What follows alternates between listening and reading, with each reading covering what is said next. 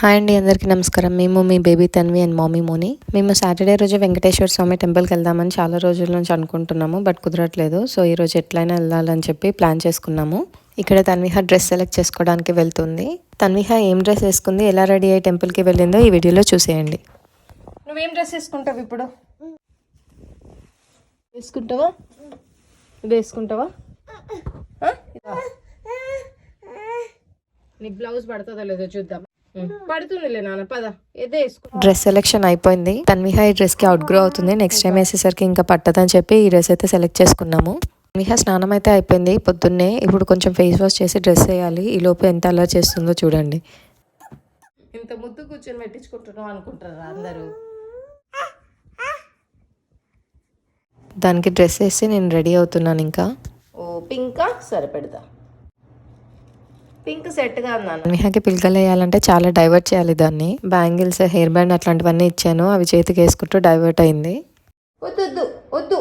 ఫైనల్గా 3 పిలకలు వేసాను. వెనకాల హెయిర్తో కూడా కొంచెం చిరాకు చేసుకుంటుంది, అందుకే వెనకాల కూడా ఒక క్యూట్ పిలక వేసాను. తన్విహ ముద్దుగా నడుస్తుంటే మహాలక్ష్మి నడుస్తున్నట్టు ఉంటుంది ఇంట్లో.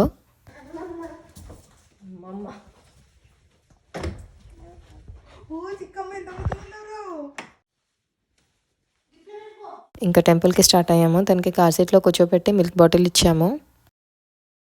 టెంపుల్కి రీచ్ అయ్యాము.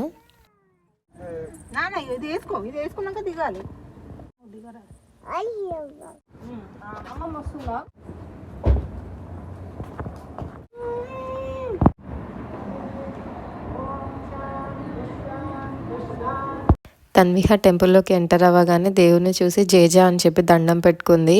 ఇక్కడ మీరు అబ్జర్వ్ చేస్తే తన్విహ ఛాతి పైన చేసుకొని దండం పెట్టుకుంటుంది దేవుడికి.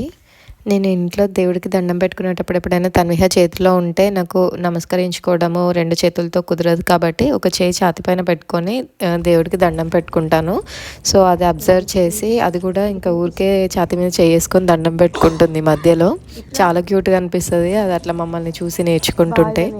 మా వీడియోని లాస్ట్ వరకు చూసినందుకు థ్యాంక్స్ అందరికీ. సబ్స్క్రైబ్ చేసుకోవడం మర్చిపోకండి. బాయ్.